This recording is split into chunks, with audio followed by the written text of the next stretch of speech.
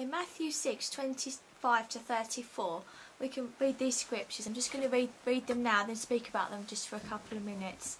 Therefore I tell you, do not worry about your life, what you will eat or drink, or about your body, what you will wear. Is not life more important than food, and the body more important than clothes?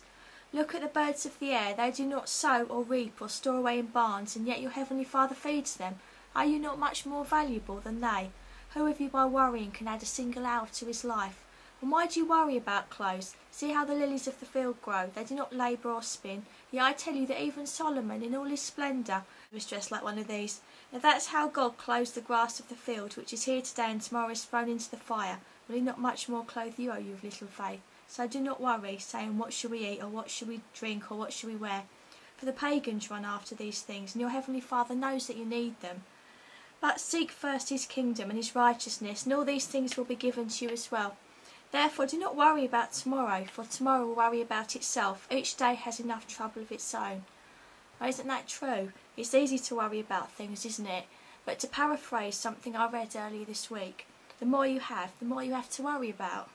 If you've got a lot of money, is it safe? Can you trust that it's secure in the bank? Should you move it? What about identity fraud? When the list goes on, if you allow yourself to start worrying, it doesn't end. And if perhaps, what about your possessions? If you've got a lot of possessions, is your property protected well enough? Do you need to upgrade your security because you've got more possessions to protect? And that goes on as well. And I'm not saying it's wrong to have money or possessions. I mean, the Lord does bless his people with things. But if you trust in any of them, you'll soon find that you've got no peace of mind at all.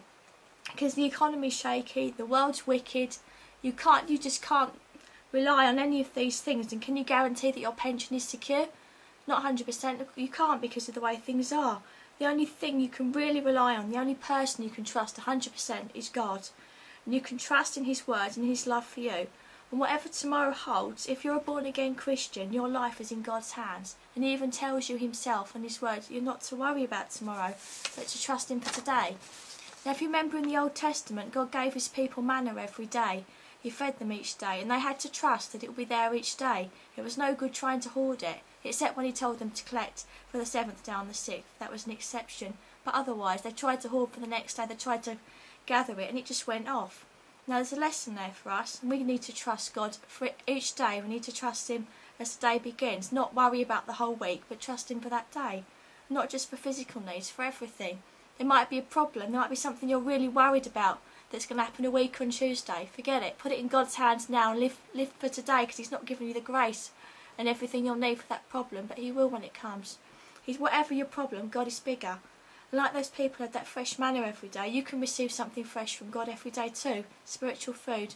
You read his word that feeds you and it makes you strong, and as you abide in Jesus, you'll find the true security that you won't find anywhere else in these days.